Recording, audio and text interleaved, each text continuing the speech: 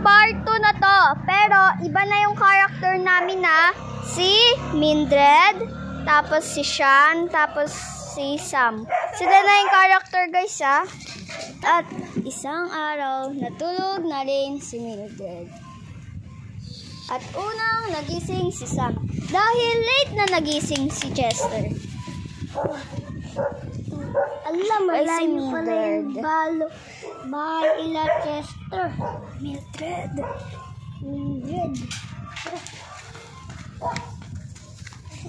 Andito na nga ang dalawang magkaibigan. Kumatok na ito. At sumagot si Mildred. Ang sabi niya ay, Ano yon? at sabi ni Sam ay, Tayo. at sabi naman ni Mildred. At naglaro-laro na nga sila.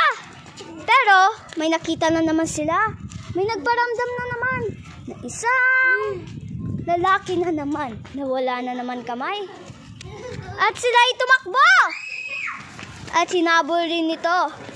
Hanggang sa mapagod si Mildred at si Sam. Hala, imagination na naman natin to. Oo nga. Ito na naman siguro tayo. At kumain na nga sila doon sa restaurant. Sa sobrang gutom nila. At wala pala silang pera na pangbayad. Wala tayo pera. Ito tayo mangiingin nito. At ang yung boss nila ay pinahugas sila ng plato. At nagsalita na nga ang boss nila. Hoy! Kayo! Hindi ko nagbayad. Ang dami ko nakain. Wala kami pambayad.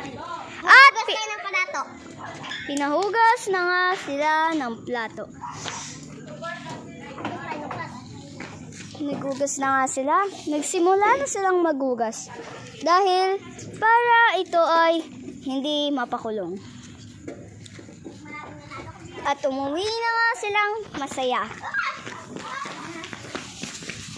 So, Dito muna tayo. Magkwentuhan muna tayo sa bahay.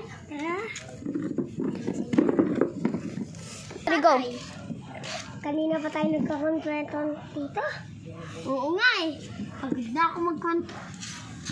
Samuel! At tinawag na nga si Sam. Ano po yun? Kain na!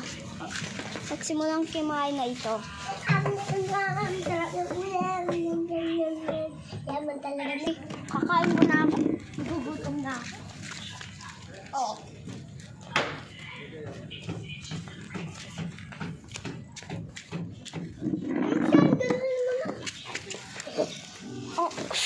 At namatay na nga ito. Nakita ni Sam na nahimatay si Mildred.